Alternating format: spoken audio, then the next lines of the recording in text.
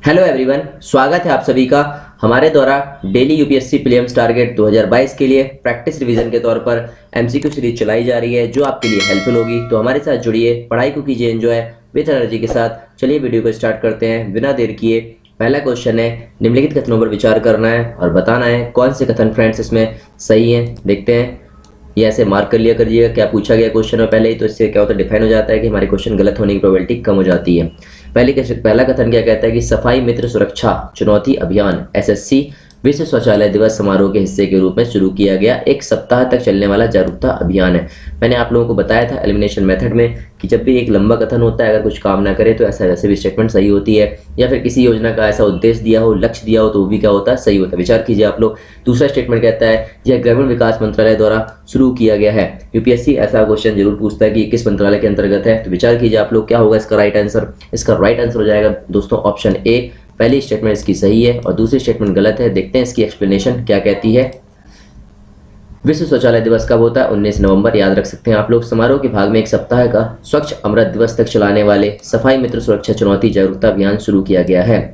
यह आवास और शहरी कार्य मंत्रालय द्वारा विश्व शौचालय दिवस के अवसर पर शुरू किया गया। ये आवास और शहरी कार्य मंत्रालय के द्वारा इसका उद्देश्य स्वच्छता को लेकर लोगों के मध्य नकारात्मक विचारधारा को समाप्त करना है, क्योंकि शौचालय और स्वच्छता के मुद्दे पर चुप्पी घातक परिणाम हो सकती है। सरकार द्वारा अप्रैल 2021 में सभी राज्यों के लिए सीवर सफाई को मशीनीकृत करने के लिए चैलेंज फॉर ऑल की शुरुआत की गई। इसके साथ ही यदि किसी व्यक्ति को अपरिहार्य आपात स्थिति में सीवर लाइन में प्रवेश करने की आवश्यकता होती है तो उसे उचित उपकरण सामग्री और ऑक्सीजन सिलेंडर आदि उपलब्ध कराए जाने चाहिए। ये इसका एक्सप्लेनेशन था। एक्सप्लेनेशन से आप जो इंपॉर्टेंट पॉइंट अपने जो है नोट में मेंशन कर सकते हैं। तो ये किसके अंतर्गत आता है दोस्तों? ये आता है आवास और शहरी कार्य मंत्रालय के अंतर्गत आता है क्या? एसएससी। ध्यान रखिएगा, इंपॉर्टेंट है। अगला देखते हैं, निम्नलिखित कथनों पर विचार करना है और बताना है कौन से कथन हमारे पास सही है। देखिए, कोलेजियम के बारे में बात की गई है। पहला स्टेटमेंट क्या कहता है कि कोलेजियम प्रणाली को तीसरे न्यायाधीश मामले 1998 में प्रस्तुत किया गया था। क्या ये बात सही है? सोचिए, जब तक आप लोग उच्च न्यायालय कोलोजियम में न्यायाधीशों की नियुक्ति के संबंध में सरकार कोई भूमिका नहीं निभाती है, कोई सरकार कोई भूमिका नहीं निभाती, इसमें ये बोला जा रहा है, पूछा जा रहा है कौन सी स्टेटमेंट इसमें सही है। उच्च न्यायालय की बात हो रही है, ठीक है। तो पहली स्टेटमेंट देखिए, दूसरी स्टेटमेंट देखिए, तो क्या होगा फ्रेंड्स इसका आंसर? इसका फ्रेंड्स आंसर हो जाएगा पहला भी कथन स्टेटमेंट गलत है और दूसरा भी स्टेटमेंट इसका गलत है, तो ऑप्शन डी इसका राइट आंसर होगा, ना तो एक और ना ही दो। देखते हैं इसका एक्सप्लेनेशन क्या कहता है। सर्वोच्च न्यायालय ने द्वितीय न्यायाधीश मामले देखो 1993 में किया गया था, ना कि 1998 में कोलेजियम प्रणाली की शुरुआत की गई थी। यह मानते हुए परामर्श से तात्पर्य सहमति से है। तो देखो, इनका परामर्श मतलब क्या होता है? सहमति होता है। इसमें कहा गया कि सीजीआई की व्यक्तिगत राय नहीं थी, बल्कि सर्वोच्च न्यायालय के दो वरिष्ठ न्यायाधीशों के परामर्श से निर्मित एक संस्थागत राय थी। उच्च न्यायपालिका के न्यायाधीशों की नियुक्ति केवल कोलेजियम प्रणाली के माध्यम से होती है और सरकार की भूमिका तब शुरू होती है जब कोलेजियम द्वारा नाम तय कर लिए जाते हैं। यदि किसी वकील को उच्च न्यायालय के सर्वोच्च न्यायालय में न्यायाधीश के रूप में प्रतिनिधित्व किया जाता है तो सरकार की भूमिका इंटेलिजेंस ब्यूरो आईबी के द्वारा जांच कराने तक सीमित है। यह कोलेजियम की पसंद पर आपत्तियां भी उठा सकता है, स्पष्टीकरण मांग सकता है, लेकिन अगर कोलेजियम उन्हीं नामों को दोहराता है तो सरकार संविधान पीठ के फैसलों के तहत उन्हें न्यायाधीशों के रूप में नियुक्त करने के लिए बाध्य है। तो देखा आप लोगों ने, तो क्या होगा? दूसरा स्टेटमेंट भी गलत था और पहली स्टेटमेंट भी गलत थी। इंपॉर्टेंट स्टेटमेंट है, ये ध्यान से देखिएगा आप लोग कोलेजियम से संबंधित। अगला देखते हैं, पोचमपल्ली। मस्ट इंपॉर्टेंट इस टाइप का क्वेश्चन इस बार भी पूछा गया था 2021 में, ध्यान से देखिएगा। पोचमपल्ली के संदर्भ में बताना है कौन सा कथन हमारा सही होने वाला है। तो देखते हैं अपन।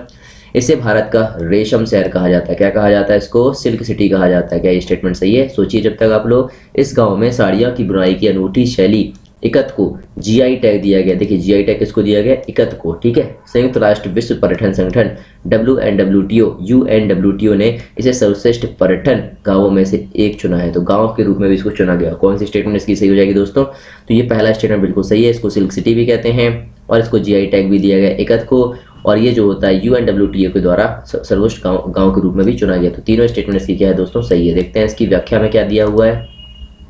हाल ही में तेलंगाना, पहली चीज तो ये कहाँ पास है? ये तेलंगाना में। पोचमपल्ली गांव कहाँ पास है दोस्तों? तेलंगाना। पहले आंध्र प्रदेश में था लेकिन अब तेलंगाना में है, और संयुक्त राष्ट्र विश्व पर्यटन संगठन द्वारा सर्वश्रेष्ठ गांवों में से एक चुना गया। मैड्रिड स्पेन में इसको बोला गया। पुरस्कार 2021 में मैड्रिड स्पेन में यूएनडब्ल्यूटीओ महासभा के 24वें सत्र पर अवसर पर प्रदान किया जाएगा। और पोचमपल्ली तेलंगाना के नलगोंडा जिले का एक कस्बा है। इसे अवसर उत्कृष्ट साड़ियों के लिए, देखो उत्कृष्ट साड़ियों के लिए सिल्क सिटी के रूप में जाना जाता है, जिसे इकत या एकात नामक अनूठी शैली के माध्यम से बुना जाता है। पोचमपल्ली इकत शैली को वर्ष 2004 में एक भौगोलिक संकेत के रूप में दर्ज किया गया था। पोचमपल्ली की अनूठी बुनाई शैलियों पर्यटन पर प्रधानमंत्री के वोकल फॉर लोकल, देखिए वोकल फॉर लोकल के उद्देश्य के माध्यम से आत्मनिर्भर भारत की परिकल्पना का एक भाग के रूप में विशेष रूप से ध्यान दिया गया। देखिए ये इंपॉर्टेंट पॉइंट है, मेंस में भी काम आ सकता है और प्रीलिम्स के लिए तो जहां भी आत्मनिर्भर भारत होता है इंपॉर्टेंट हो ही जाता है। 18 अप्रैल, अब इसी के साथ क्या जुड़ा हुआ है, स्टैटिक पोर्शन भी जुड़ा हुआ है कि 18 अप्रैल 1951 को इस गांव में आचार्य विनोबा भावे के द्वारा क्या चालू किया गया था, भूदान आंदोलन की याद में पोचमपल्ली को भूदान पोचमपल्ली के नाम से भी जाना जाता है। मतलब ये मॉडर्न हिस्ट्री से भी जुड़ा हुआ है, इंपॉर्टेंट है, यहाँ से क्वेश्चन फंसने की उम्मीद है, इससे आप लोग नोट्स अपने बना सकते हैं। देखते हैं नेक्स्ट क्वेश्चन क्या कहता है। नियंत्रक और महालेखा परीक्षा कैग के बारे में बताया जा रहा है, इंपॉर्टेंट है। तो इसका बताना है कौन सी स्टेटमेंट हमारी सही है। इसका कार्यकाल क्या होता है, 6 वर्ष या 65 वर्ष की आयु तक अवधि तक होता है। सोचिए आप लोग, वह केंद्र और राज्य दोनों स्तरों के वित्तीय खातों को ऑडिट करता है, वित्तीय खातों को, ध्यान से देखिएगा। उसे राष्ट्रपति द्वारा उसी आधार पर उसी तरीके से हटाया जा सकता है जिस तरह से सर्वोच्च न्यायालय के न्यायाधीश को हटाया। तो ये वाली स्टेटमेंट तो बिल्कुल सही होने वाली, जहां जहां 3 होगा वो तो होगा ही होगा, तो ये वाला ऑप्शन कट कर सकते हो आप। वह केंद्र और राज्य दोनों के वित्तीय खातों को ऑडिट करता है, ये हमको मान लीजिए नहीं पता है, लेकिन 6 वर्ष और 65 वर्ष तो होता ही, तो पहला भी हमको चाहिए, तो ये वाला ऑप्शन भी चला गया।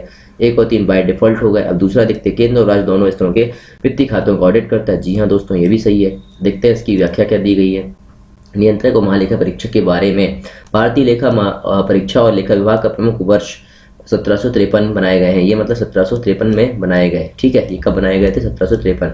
अन्य जो मतलब कैग को भारत सरकार का लोकतांत्रिक प्रणाली में एक संरक्षक दीवार कहा जाता है, ये भी याद रख सकते हो, एक संरक्षक दीवार।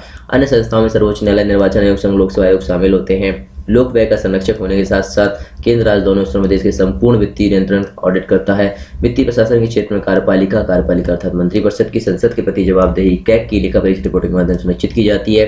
नियुक्ति उसे भारत के राष्ट्रपति के हस्ताक्षर और मुहर लगे एक अधिपत्र वारंट द्वारा नियुक्त किया जाता है। कार्यकाल इसका 6 वर्ष 65 वर्ष में डिस्कस कर चुका हूँ, दोनों में से जो भी पहले होगा।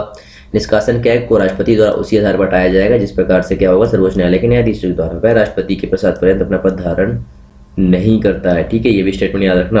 अगला देखते हैं, निम्नलिखित में से कौन सा विकल्प हाल ही में चर्चा में रहा है, बिग बिल्ड बेटर वर्ल्ड यानी कि B3W पूछ सकता है कि हाल ही में चर्चा में रहा B3W किससे संबंधित है, इंपॉर्टेंट है। इसका आंसर होगा ऑप्शन डी, G7 देशों की विकास योजना, यानी कि इसकी बात कर रहा है, G7 देशों से रिलेटेड है। B3W क्या बोलते हैं इसको, बिल्ड बैक बेटर वर्ल्ड। देखते हैं इसकी व्याख्या क्या कहती है। Build back better world plan विकासशील और निम्न आय वाले देशों के लिए G7 देशों द्वारा प्रस्तावित कोविड-19 से संबंधित भविष्य का आर्थिक और बुनियादी ढांचा पैकेज। B3W पहल को चीन की belt and road initiative BRI का मुकाबला करने के लिए एक पहल के रूप में देखा जा सकता है। अच्छी स्टेटमेंट है, आप लोग देख सकते हैं। और B3W के घटक क्या होंगे, जलवायु होगा, स्वास्थ्य और स्वास्थ्य सुरक्षा देखने मिलेगी, डिजिटल टेक्नोलॉजी देखने मिलेगी, लैंगिक समानता देखने मिलेगी। तो दोस्तों आज के लिए बस इतना ही, पढ़ते रहिए, ध्यान रखिए अपना, हमारे चैनल को सब्सक्राइब कीजिए, नोटिफिकेशन बेल को प्रेस कर लीजिए जिससे आने वाले वीडियो की नोटिफिकेशन आप लोगों तक पहुंचते रहिए। पढ़ते रहिए, ध्यान रखिए अपना, मुस्कुराते रहिए। मिलते हैं नेक्स्ट वीडियो के साथ।